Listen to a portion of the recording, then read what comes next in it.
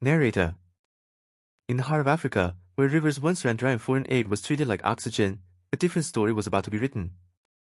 A story not of begging hands, but of building hands. This is the story of the Thomasankara Canal, a river of freedom carved not by machines, but by the will of a people. Background sound, echoes of shovels striking earth, children chanting. Narrator. They said Burkina Faso was too poor, too weak, too dependent.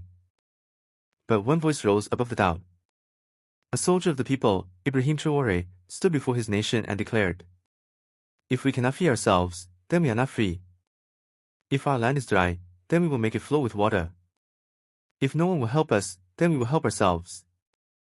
Scene shifts, thousands of men and women digging with simple tools. Narrator.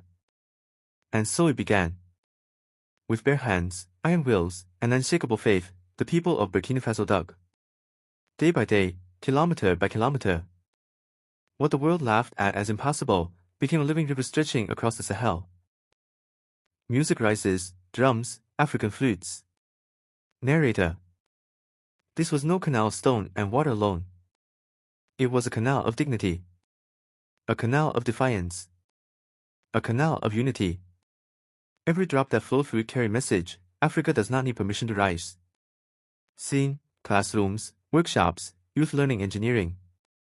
Narrator. From the canal's banks rose schools, farms, workshops, and new institution, the Pan-African Technical Institute. Here, young Africans no longer begged for foreign scholarships. They studied their own land, their own soil, their own future. The seeds of self-reliance were planted, and they began to grow. Scene, African flags waving, crowds marching together. Narrator.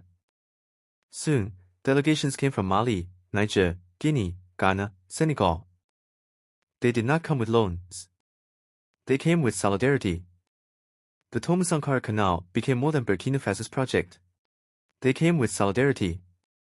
The Thomasankara Canal became more than Burkina Faso's project, it became Africa's symbol. A reminder that our chains are not unbreakable if we rise together. Closing, soft music, children playing by the water, Traoré's voice echoing. Traoré, archival style voice. We are not against the world. But we refuse to be ruled by it. Our freedom will not be written in contracts or loans. It will be written in our soil, our sweat, and our rivers. Narrator, final words.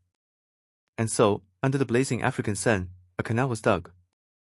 But what truly flowed through it was not just water. It was hope. It was power. It was the rebirth of a continent. Fade to black. Music ends.